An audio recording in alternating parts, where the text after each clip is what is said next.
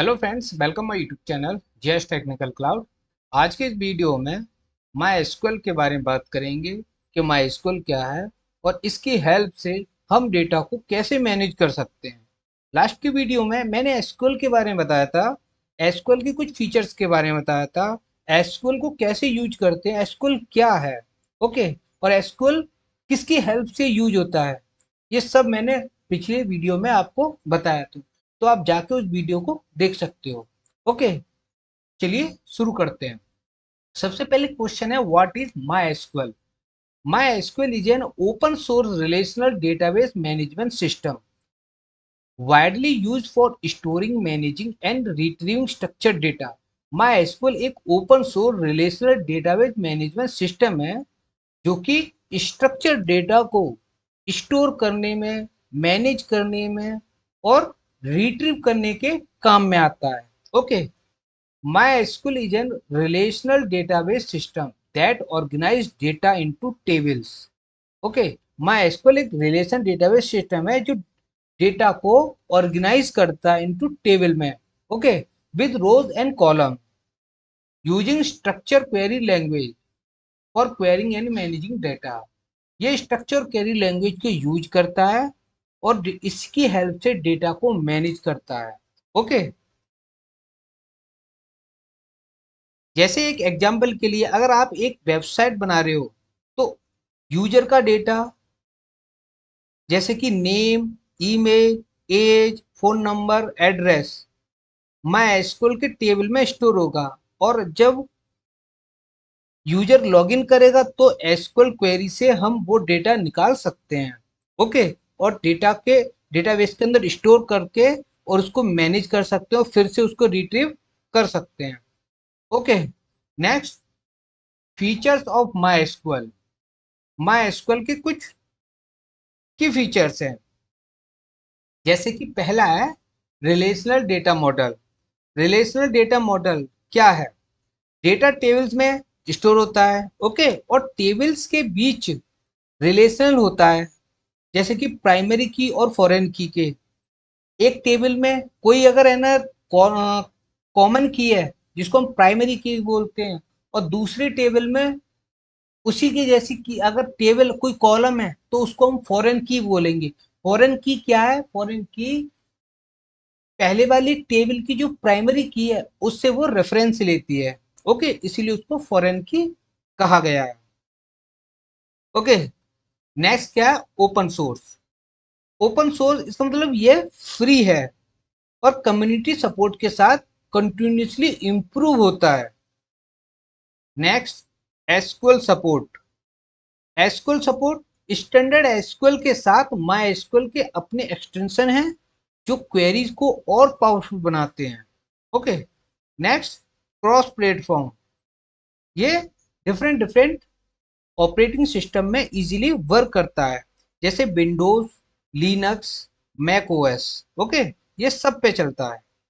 Next, scalability and performance. छोटी website लेकर बड़े एंटरप्राइज तक माई हैंडल कर सकता है। इंडेक्स और कैचिंग से ये सपोर्ट लेता है। Okay, next, tools utilities. माई एसक्यूएल के अंदर कुछ टूल्स होते हैं जो कि उसको कंप्लीट एक आरडीबीएमएस बनाते हैं, जैसे कि पहला है माई एसक्यूएल वर्कबेंच। ठीक है, माई एसक्यूएल वर्कबेंच एक तरह से ग्राफिक यूजर इंटरफेस है जिसकी हेल्प से आप डेटा को मैनेज कर सकते हो क्वेरीज लिख के, ओके, और डेटा को डेटाबेस को क्रिएट भी कर सकते हो। Next, my SQL admin. यह एक तरह का कमांड लाइन टूल है जो कि एक एडमिनिस्ट्रेशन के लिए यूज होता है। Next, my SQL dump. आप जो भी डेटा होता है, ओके, उसका बैकअप लेके उसको डंप कर सकते हो, ये उसके काम में आता है। Next, my SQL shell. ये अदर लैंग्वेज को भी सपोर्ट करता है, जैसे कि JavaScript, Python. Okay, next, common uses, common use cases. Okay, अब ये समझते हैं कि माई एसक्यूएल यूज कहाँ होता है। दोस्तों, ये डेटाबेस ऑलमोस्ट हर इंडस्ट्री में यूज होता है। जैसे कि पहला वेब एप्लीकेशन। वेब एप्लीकेशन जैसे वर्डप्रेस, इनके पीछे माइस्क्ल होता है जो कंटेंट और यूजर डेटा को स्टोर करता है। Okay. E commerce, e commerce कुछ ऑनलाइन प्लेटफॉर्म होते हैं जैसे कि अमेजोन, फ्लिपकार्ट जैसे प्लेटफॉर्म में प्रोडक्ट्स ऑर्डर और कस्टमर डेटा माइस्क्ल में रखा जाता है। ओके। Next, data analytics. जब हम किसी किसी टूल्स के हेल्प से हम रिपोर्ट्स और डैशबोर्ड को जब बनाते हैं तो उसके अंदर माइस्क्ल को यूज किया जाता है। ठीक है, बड़े डेटा सेट को हैंडल करने के लिए। Next, IoT. IoT, internet of things. कुछ एक्सटर्नल डिवाइसेस होते हैं जैसे कि सेंसर, इनसे आने वाला डेटा जैसे टेम्परेचर या लोकेशन माइस्क्ल में स्टोर होता है। ओके। एंटरप्राइज एप्लीकेशन जैसे कि सीआरएम, ईआरपी सिस्टम में रिलायबल डेटा स्टोर के लिए होती है। Next, mobile apps. आपके ऐप का यूजर डेटा लाइक जैसे लॉगिन डिटेल, जैसे लॉगिन डिटेल माइस्क्ल के टेबल में सेव होती है। Okay. Next, how MySQL work. MySQL काम कैसे करता है। अब ये समझते हैं कि माइस्क्ल काम कैसे करता है। इसमें 4 मेन स्टेप है। पहला क्या है, क्लाइंट कनेक्शन। आपका एप्लीकेशन टूल जैसे माइस्क्ल सेल या माइस्क्ल वर्कबेंच, ये पीएचपी माइस्क्ल सर्वर से कनेक्ट होता है। टीसीपी आईपी या एसएसएल के थ्रू ये कनेक्ट होता है। ओके।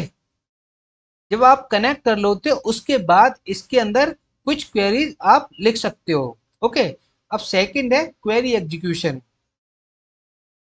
आप एसक्यूएल क्वेरी लिखते हैं जैसे सिलेक्ट ऑल फ्रॉम यूजर्स। आप यूजर एक टेबल है, उसके अंदर कुछ डेटा है, तो आप उस डेटा को रिट्रीव करना चाहते हो, तो उसके लिए आपको select all star from users ये क्वेरी लिखनी पड़ेगी। तो उसके अंदर जो भी डेटा होगा वो टेबुलर फॉर्म में आपके सामने शो हो जाएगा। ठीक है। सर्वर इनको प्रोसेस करता है। जब आप क्वेरी लिखते हो तो सर्वर इसको प्रोसेस करता है और रिजल्ट आपको दे देता है। Next, data storage. Data tables में स्टोर होता है और माइस्क्ल के स्टोरेज इंजन इसको मैनेज करते हैं। Transaction management. अगर आप बैंकिंग ऐप बना रहे हो तो ट्रांजैक्शन को सेफ और कंसिस्टेंट रखने के लिए माइस्क्ल एसिड प्रॉपर्टीज को यूज करता है। ओके।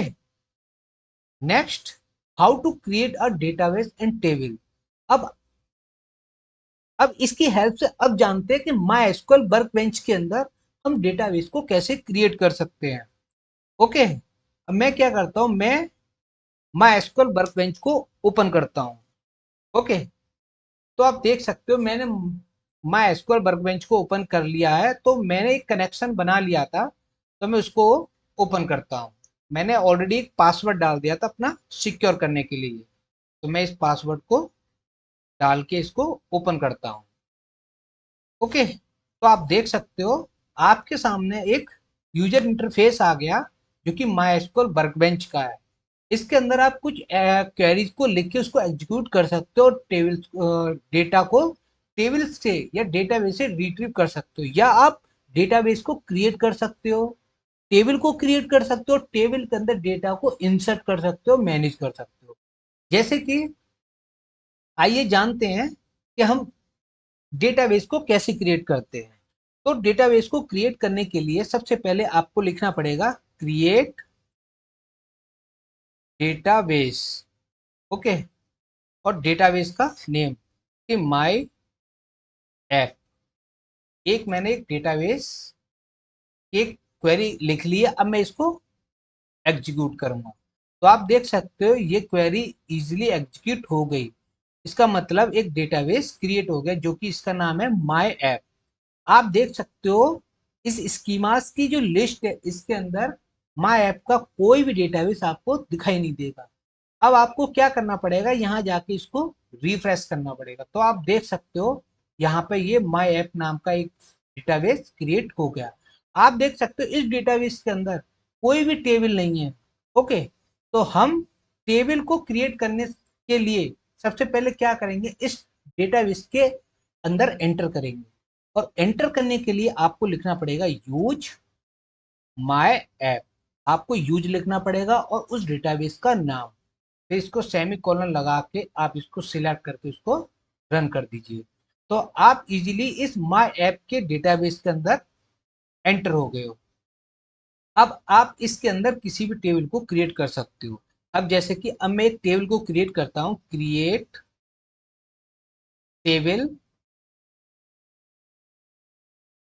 यूजर्स, यूजर नाम की मैंने एक टेबल को क्रिएट किया। अब क्रिएट ऐसे नहीं होगी, टेबल को क्रिएट करने के लिए पहले उनके कॉलम्स नेम देने पड़ेंगे हमको। ठीक है, तो मैं क्या करूंगा, राउंड ब्रैकेट्स लगाऊंगा और उसके अंदर मैं क्या करूंगा, कॉलम्स डाल दूंगा। जैसे कि पहला कॉलम नेम है आईडी।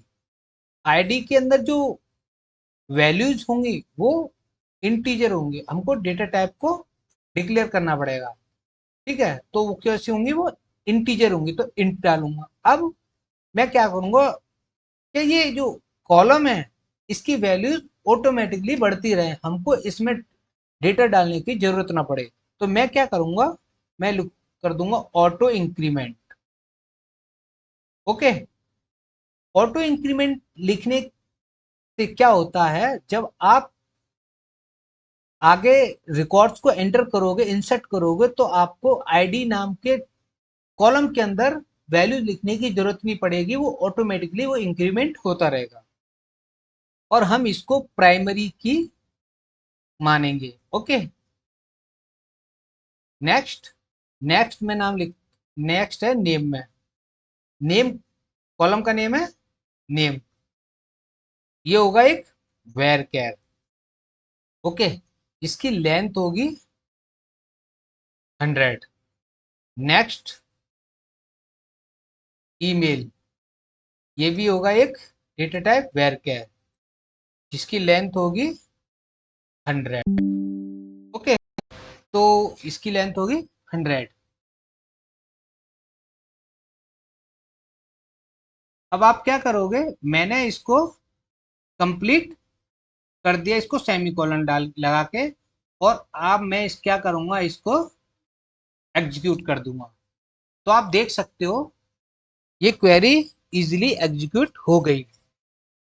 ओके, एग्जीक्यूट हो गई है, तो आप देख सकते हो ये इजीली एग्जीक्यूट हो गई है। तो आप इसको यहाँ पर रिफ्रेश करोगे।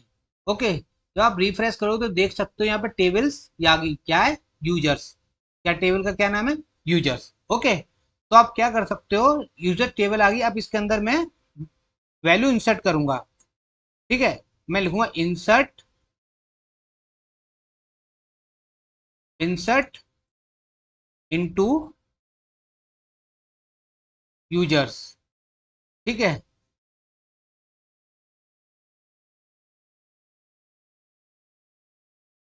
मैं लिख दूंगा नेम कॉमा ईमेल। ओके, तो इसके बाद मैं लिखूंगा वैल्यू डालूंगा इसके अंदर। ठीक है,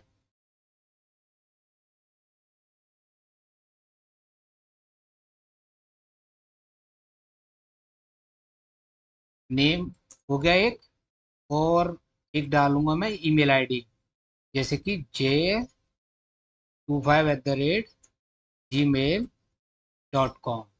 ओके, तो मैं क्या करूंगा, इसको सेमीकोलन से क्लोज करके इसको मैं सिलेक्ट करके इसको रन कर दूंगा। तो आप देख सकते हो इसके अंदर डेटा एंटर हो गया। अब मैं क्या करूंगा, इसको रिट्रीव करने के लिए सिलेक्ट ऑल फ्रॉम यूजर्स डाल के इससे डेटा को रिट्रीव कर लूंगा। इसको सिलेक्ट करता हूं और मैं को देख सकता हूं। आप देख सकते हो कॉलम जो कि यूजर्स नेम का टेबल क्रिएट होगी उसके अंदर हमने डेटा को एंटर कर दिया। आईडी होगी 1, नेम हो गया जय, ईमेल आएगी jay@gmail.com। अब क्या कर सकते हो, अब आप इस कॉलम को, इस टेबल को ड्रॉप कर सकते हो। तो ड्रॉप लिखोगे, टेबल लिखोगे और टेबल का नाम लिख दोगे। ओके, तो आप देख सकते हो मैंने टेबल का नाम लिख दिया और इसको ड्रॉप कर दिया। तो आप देख सकते हो इजीली ये टेबल ड्रॉप होगी। अब मैं क्या करूंगा, यहाँ से रिफ्रेश करूंगा तो आप देख सकते हो यहाँ से टेबल ड्रॉप होगी। अब क्या करता हूं मैं, अब मैं एक डेटाबेस को भी ड्रॉप कर दूंगा। Drop database my app.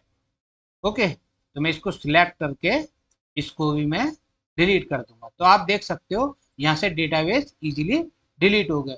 तो इस तरह से आप माई एसक्यूएल वर्कबेंच को यूज करके आप डेटाबेस और टेबल को क्रिएट कर सकते हो और इसके अंदर डेटा भी एंटर कर सकते हो। तो thank you for watching my video. Please subscribe my YouTube channel and press bell icon for new incoming video. Thank you so much.